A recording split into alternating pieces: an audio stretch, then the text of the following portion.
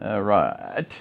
Good morning, good afternoon, good evening, YouTubers. This is Jerry Diamond, How to Get Out of Babylon, and wanted to touch on two guys, both on YouTube, and both have, I believe, both have websites, blog sites, whatever.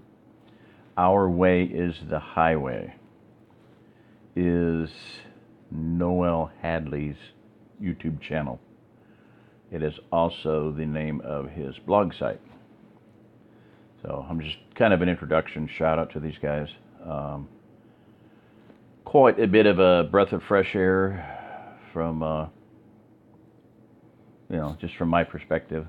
Like I said, I kind of just pulled away from Flat Earth for quite a while. I hadn't really studied it, and that's fine, it's not the end-all situation. One of my subscribers did write in and said, well, the Earth is going through changes. In other words, things are getting pretty precarious. Does it make any difference? I don't know exactly how she worded it. What difference does it make? Why be concerned about what the Earth looks like?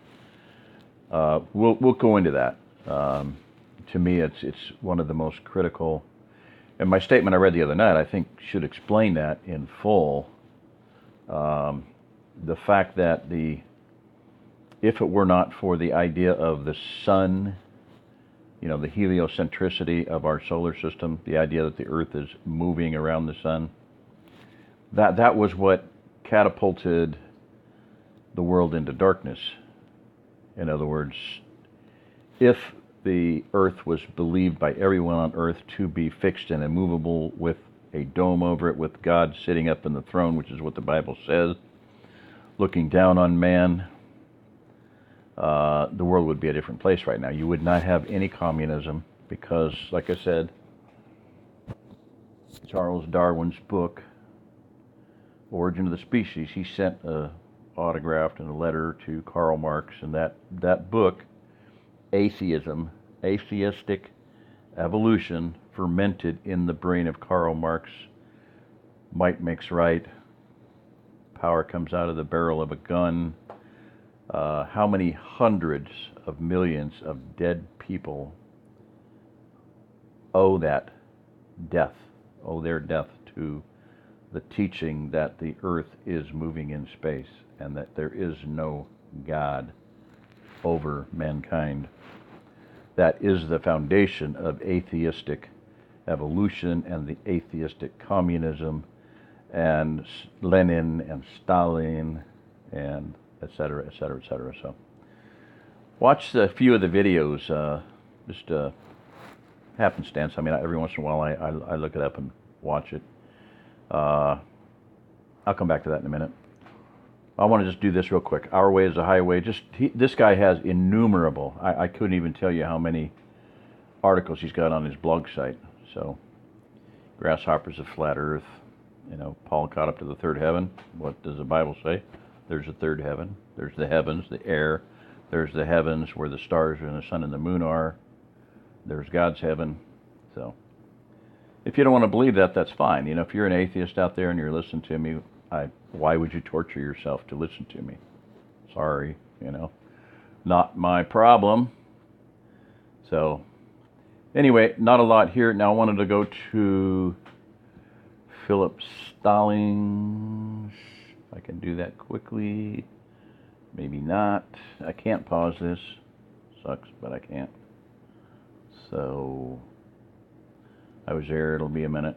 Blah, blah, blah, blah, blah, blah, blah, blah, blah. History. That should do it. Might have been where I was. Oh, come on. I was just there. Okay. Phillip Stallings. There he goes. Okay. So, Phillip Stallings, 307. Both these guys have about 300 subscribers. So, subscribe to him. Follow him. He has something called the Biblical Flat Earth Series. I would recommend that. He debated Kent Hovind. I would not call it a debate as much as a discussion. It sounded like it was a over-the-phone, radio type of an interview, discussion thing. It didn't sound like much of a debate. Debate to me is when you have a moderator, you have a 5-minute opening statement, 10-minute opening statement, whatever to present your case, 2-minute, 5-minute rebuttal,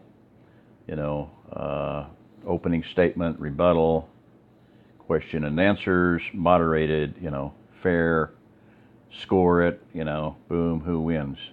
So anyway, Biblical Flat Earth Series. So subscribe to this guy if you would. And I mean, I would just recommend it. I'm just saying they're giving some good, solid thinking to the whole situation. Another young guy, I don't know much about him. He has a book called The Doctrine of Flat Earth. Nathan Roberts, he's taken a lot of flack from different things, but he's doing some good stuff. So those were the ones that I was talking about. And then let me see here. Well, let me just end that one there, because that's pretty much this guy here. Your Curveless Earth is another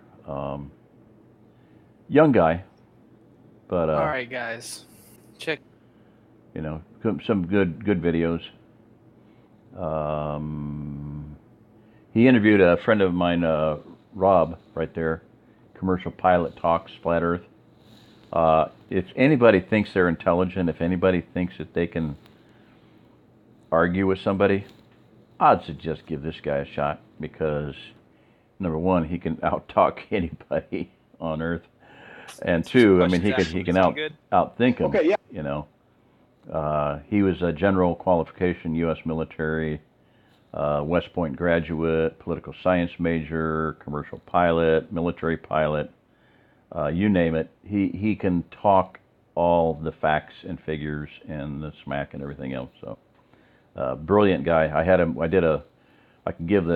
should do that. I should give the code and everything for my Flat Earth radio telephone thing. It's still up, and it's number 33. And then I ran out of memory on the thing, gigabytes. So 1 gigabyte after about a year. Anyway, Rob, come on, not young. Oh, stop it. Okay. Rob Taylor, yeah, Rob Taylor. Brilliant guy, absolutely brilliant guy. So if you want to hear something from somebody that's not a stupid flat earther, this guy's not stupid at all.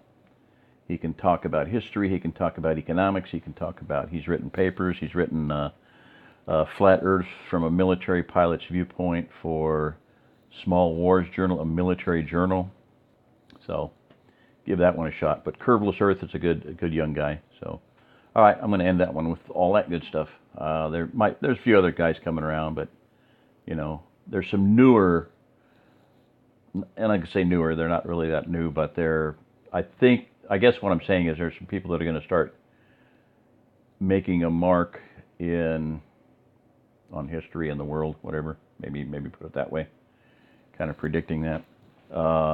And some people are going to be going down in flames, I think. Kent Hovind, Ken Ham. Feel sorry for those guys. I really feel sorry for them. And that's one thing that Noel Hadley said. He said Kent Hovind spent years in prison, and it took its toll on him. Did they microwave him? Did they threaten him? Did they pay him? Did they buy him off? Did they compromise him somehow? Did they, they do all kinds of ugly things. And I think that's probably why he's doing what he's doing. I think he's been massively compromised. So, and it's sad. But the fact of the matter is, to me, they're traitors, they're dishonest, they're liars, and where does that leave them? In the final analysis of things, where does that leave them? Not in a good position. So, all right. There you go. Jerry Diamond, my 2 cents worth. This is Jerry Diamond. If you're listening to this, you are the remnant.